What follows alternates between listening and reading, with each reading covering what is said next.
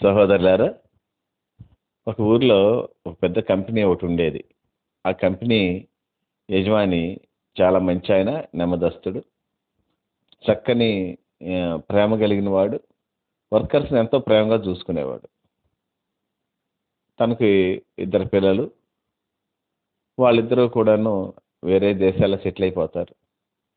ఈయన అప్పుడప్పుడు రమ్మంటుంటారు, కానీ పిల్లలు పెళ్ళిళ్ళు అయిన తర్వాత వెళ్దామని అనుకుంటుంటాడు. ఆ పాప రెండో కూతురు, ఒక కూతురు కూడా పెళ్లి అయిపోద్ది, కొడుక్కి పెళ్ళి అయిపోతుంది, వెళ్ళిపోవటం ఈయన జరుగుతాయి. ఈయన యొక్క కంపెనీలన్నీ కూడా చక్కగా రన్ అవుతూ ఉంటాయి. అప్పుడు ఒక టైం వచ్చినప్పుడు వాళ్ళ కూతురు ఫోన్ చేసి, మీరు ఒకసారి రావచ్చు కదండి మా ఇంటికి డాడీ అని అడుగుతుంది. ఈ కంపెనీ వ్యవహారాన్ని ఏం వదిలి పెడతాడు? సరే అయినా కూతురు పిలిచింది కదా, కొడుకు దగ్గరికి అట్లా వెళదామని బయలుదేరి వెళుతూ ఒక 2 నెలలు 3 నెలలు రాడు అని ఏమేం చేయాలి అట్లా చేయాలని మేనేజర్కి చాలా జాగ్రత్తగా చెప్పి ఆయన బయలుదేరతాడు. ఆయన అక్కడికి వెళ్ళిన 3 రోజులకి హార్ట్ అటాక్ వచ్చి మేనేజర్ గారు చనిపోతాడు. ఆయన అక్కడి నుంచి కంగారు పడిపోతుంటాడు, రిటర్న్గా బయలుదేరి వెళ్దామని ఇట్లాగ. యూజువల్గా ఆ యొక్క యజమాని దగ్గర అనేక ఎంప్లాయీస్ ఉన్నట్లే ఒక సన్నిహితుడైన వ్యక్తి ఒక అతను ఉండేవాడు. అతను చిన్నప్పటి నుంచి ఆ యజమానితో కలిసి పెరిగిన వాడే. పేదవాడు కాబట్టి యజమాని తన దగ్గరే పెట్టుకునేవాడు, తనని జాగ్రత్తగా చూసుకునేవాడు. అతను కూడా ఆ యజమానికి కావలసినటువంటి అన్ని ఏర్పాట్లు చేస్తుండేవాడు. ఆసాంతం పొద్దున్న యజమాని కారులో వచ్చేటప్పుడు అదే కారులో వెనకాల కూర్చొని వచ్చేవాడు. చక్కగా మళ్ళీ యజమానితో పాటే వెళ్ళిపోయేవాడు. ఆయన దిగినప్పుడు డోర్ తీసేవాడు. అక్కడ ఉండి అన్నీ గమనిస్తూ యజమాని ఆ ఓనర్ గారి ఛాంబర్ ముందే చిన్న స్టూల్ వేసుకొని, కుర్చీ లాంటిది వేసుకొని కూర్చునేవాడు. కనుక సహోదరులారా, ఈ విధంగా సాగుతున్న టైంలో ఆయన అమెరికా వెళ్ళిన 3 రోజులకి మేనేజర్ గారు చనిపోతాడు. మేనేజర్ గారు చనిపోయాడన్న వార్తని ఏం చేయాలో అర్థం కాని టైంలో ఈ పాలేరు అనాలా, అటెండర్ అనాలా, సన్నిహితుడు అనాలా, ఏమనాలో తెలియదు. మొత్తానికి అతను, అయ్యగారు నేను చూసుకుంటాను, మీరు అక్కడే ఉండండి అంటాడు. ఒరే నీకు చదువు లేదు, సంధి లేదు, నువ్వేం చూస్తావరా అంటే, నేను చూస్తానండి, మీకు ఏమైనా ఇబ్బంది కలిగింది అని ఇక్కడి నుంచి ఫోన్లు వస్తే అప్పుడు మీరు బయలుదేరి వచ్చేయండి అని చెప్తాడు. ఆయన ప్రతిరోజు ఈయనతో మాట్లాడుతూ ఏమైనా ఇబ్బందిగా ఉందా అని అడుగుతాడు. ఏం ఇబ్బంది లేదండి, నడిచిపోతుంది అంటాడు. అకౌంట్ సెక్షన్కి కానీ వాటికి ఫోన్ చేసిన, స్టాక్స్ కోసం చేసిన, ప్రొడక్షన్ కోసం చేసిన, ఎక్కడ ఏది తక్కువ కాకుండా ఇంకా హై లెవెల్లో ప్రొడక్షన్ జరుగుతూ ఉంటుంది. ఆయన ఆశ్చర్యపోయి వెనక్కి తిరిగి వస్తాడు 3 నెలల తర్వాత. వచ్చి అడుగుతాడు, అరే నీకు చదువు లేదు, ఏమీ లేదు, వీటన్నిటిని నువ్వు ఎట్లా నడిపించేవరా అంటే ఒకటే మాట చెప్తాడు, అయ్యగారు పొద్దున్న నుంచి సాయంకాలం వరకు మీతోనే ఉంటున్నా. మీరు ఇన్ని సంవత్సరాలుగా ఏమేమి టైంలో ఏదైతే చేస్తున్నారు, ఎట్లా చేస్తున్నారు, ఏం మాట్లాడుతున్నారు గమనిస్తున్నాను కదా. మీరు ఎలా చేస్తున్నారో అలాగే చేశాను అయ్యగారు, దీనిలో పెద్ద చదువుకోవాల్సిన అవసరమే ఉంది అంటాడు.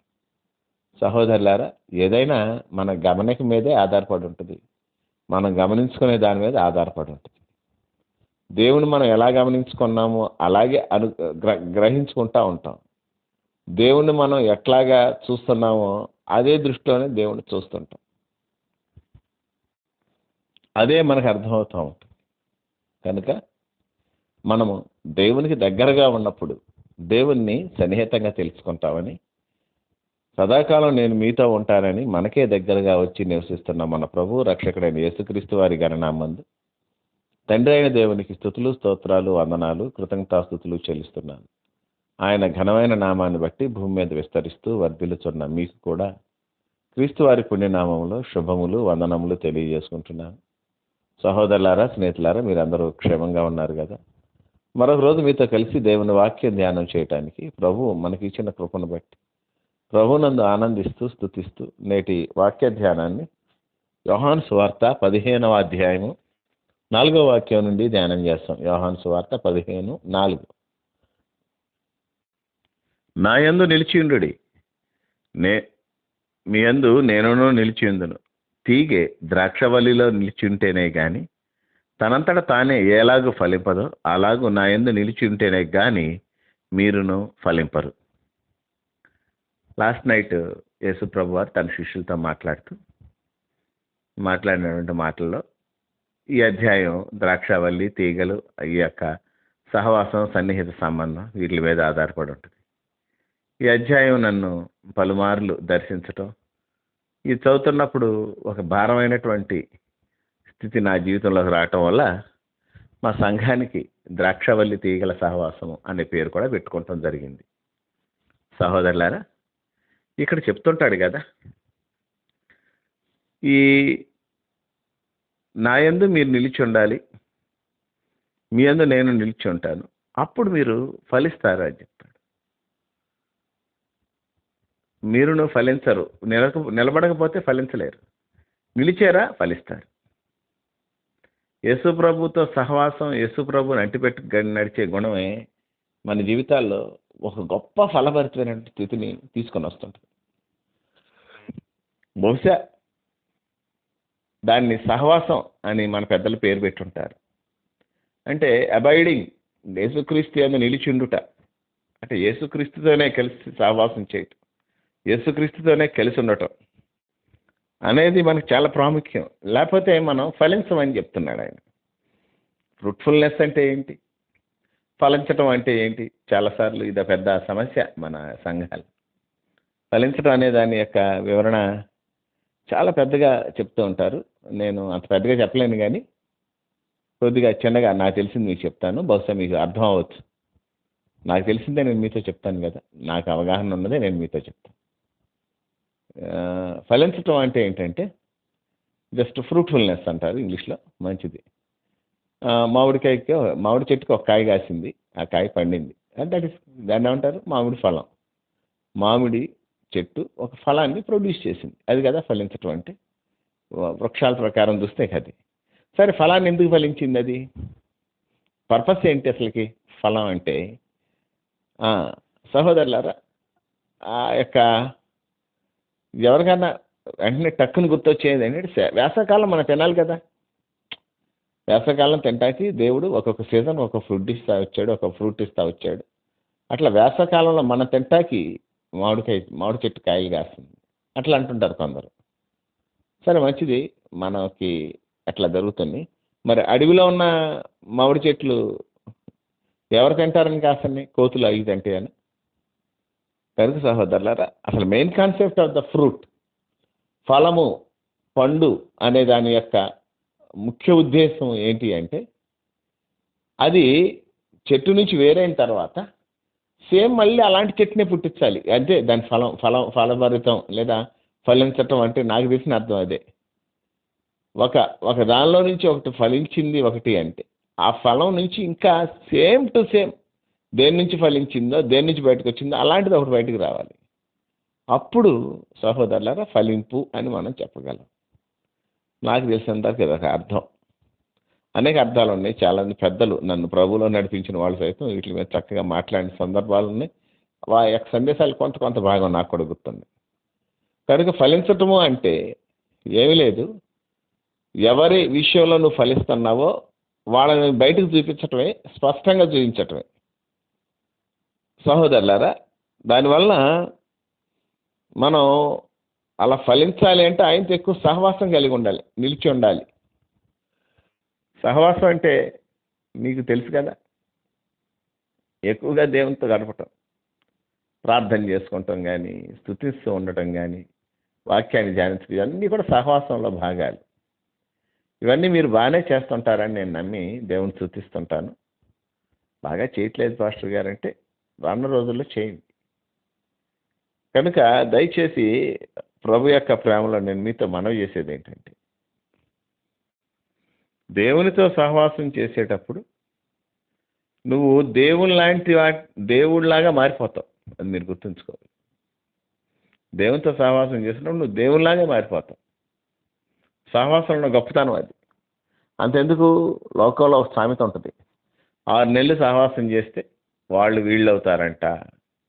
అదే వాళ్ళు కూడా అవ్వచ్చు 6 నెలలు సహవాసం చేస్తే, ఇంకంతే. కనుక సహోదరులారా, మరి మనం కొన్ని సంవత్సరాల నుంచి సహవాసం చేస్తున్నాం, సాగుతున్నాం, మనలో దైవిక గుణాలు పెద్దగా కనిపించవేంటి? దేవునితో ముఖాముఖి మాట్లాడుతున్న సందర్భాలు ఏమి లేవేంటి? ముఖాముఖి ఇప్పుడు మాట్లాడలేదు పాస్టర్ గారు, దినముల అంతమందు మరి తన కుమారుని ద్వారా మాట్లాడాడు అని ఒక అక్క ఇట్లాగా నాతో మాట్లాడింది. అంటే వాదించలేదు, మాట్లాడింది.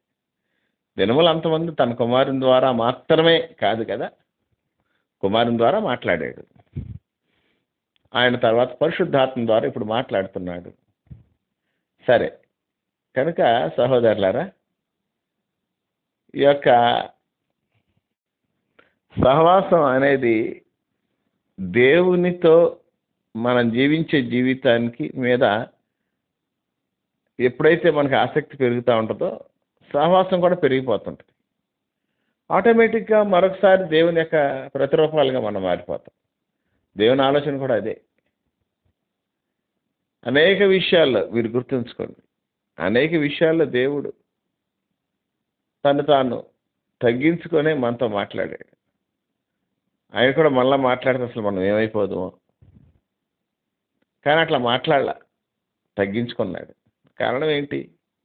నువ్వు నేను ఫలించాలని, దేవుని స్వరూపంలోకి రావాలని, దాని వరకు ఎన్నన్నా సరే తెంచుకొని రావాలి. ఏ యొక్క అనుబంధాలైనా సరే వందనాలు చెప్పేయాలి. దేవుడే మనకు ముఖ్యం అవ్వాలి. సహోదరుడా, సహోదరి, ఈ విషయాలు మీరు గుర్తుంచుకోండి. దేవుడే మనకు ముఖ్యమయ్యి ఆయనతో మనం సహవాసం చేస్తే దేవునిలాగానే మనం మారిపోతాం. ఇదంతే. అందుకనే కదా ఎంతో ధైర్యంగా 11 మంది అపోస్తలులు ఎవరో చెప్పలేని మాట అపోస్తలుడైన పౌలు గారు చెప్తూ ఉంటాడు. నేను క్రీస్తులా బ్రతుకుతున్నాను అంటే మాట వేరే ఉంటుందండి. నేను క్రీస్తును పోలి నడుచుకుంటున్నాను, మీరు నన్ను పోలి నడుచుకోండి. అంత శ్లాఘనీయంగా అట్లా దాంతో కాదు, కానీ సహజంగా మనం మాట్లాడితే భోజనాలు టైం అయింది కాబట్టి మనం మాట్లాడుకుంటే ఆకలితో ఉన్నట్లుగా మాట్లాడుతుంటాం, లేదా అలసిపోయినప్పుడు మాట్లాడితే అలసిపోయినట్టుగా మాట్లాడుతాం. యేసు ప్రభుతో సహవాసం చేసి మాట్లాడితే యేసు ప్రభులాగా మాట్లాడతాం. పౌలు గారు అదే చెప్పారు. ఆయనతో అంటి పెట్టుకొని ఉంటాం జీవించాడు. 14 సంవత్సరాలు దగ్గర దగ్గర ఎడారిలో ఉన్నాడు. ఇలాగని చెప్పి మనకు కొన్నిసార్లు ఒక కొంచెం అటు ఇటు ఫిగర్ చెప్పబడింది గ్రంథంలో.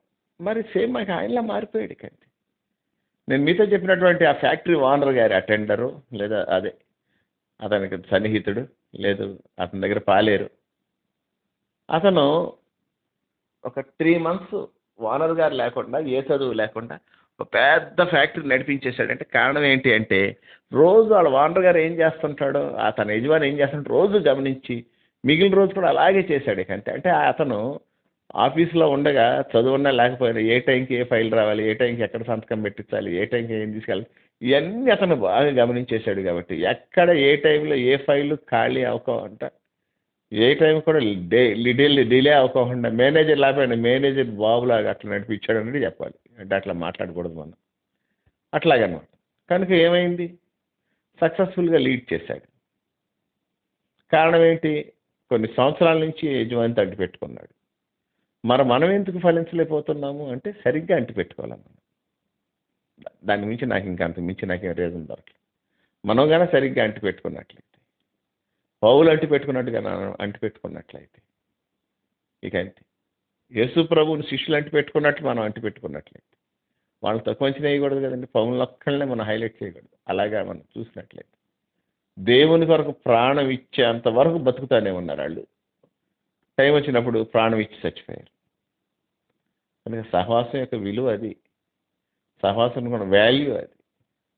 సహవాసం చేస్తే అసలు మనకి చాలా డిఫరెంట్గా ఉంటుంది. యేసు ప్రభుతో ఆయనతో ఉన్నాం, ఆయనతో సహవాసం చేద్దాం, ఆయన మీద నిలిచింటేనే మనం ఫలిస్తాం. అంటే ఆయనలాగా తయారవుతాం. అట్లాంటి కృప దేవుడు మనకు దయచేయను గాక. ప్రార్థన. మహాపరిశుద్ధుడు అయిన తండ్రి, ప్రేమ నమ్మకములు గలవాడే, నీకే వందనాలు, స్తోత్రాలు, కృతజ్ఞతాస్తుతులు చెల్లిస్తున్నా. నీ కృపను బట్టి మా జీవితాల్లో నేటి వరకు నువ్వు ఇచ్చిన నెమ్మదిని బట్టి, ధన్యతను బట్టి, నీ కుమారుడు మా రక్షకుడైన యేసుక్రీస్తు వరకు మీకు స్తోత్రాలు చెల్లిస్తున్నాం. సమయంలో నా ప్రభా నాయన మాకు బ్రతకడానికి ఇచ్చిన సమయాన్ని బట్టి నీకు స్తోత్రం. మీరే మమ్మల్ని బ్రతికిస్తున్నారు, కనికరిస్తున్నారు నాయన. మరి మేము బ్రతుకులో మీరు కనిపించడానికి కావాల్సిన కృపను దయచేయండి. ఎప్పుడైతే నీతో ఎక్కువ సమయం గడిపామో నీలాగా మేము మారిపోతామని దృఢంగా నేను నమ్ముతున్నాను. నీ సేవకులు అనేకుల ద్వారా కూడా అట్లాగే మాట్లాడించాను. కనుక సహోదరులారా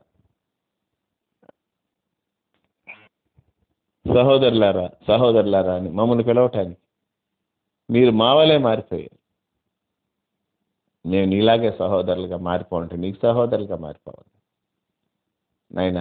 మేము నీ యందు నిలుచుండి కదా ఫలించాల్సింది, నీతో సహవాసం చేసి కదా అట్లా మారాల్సింది.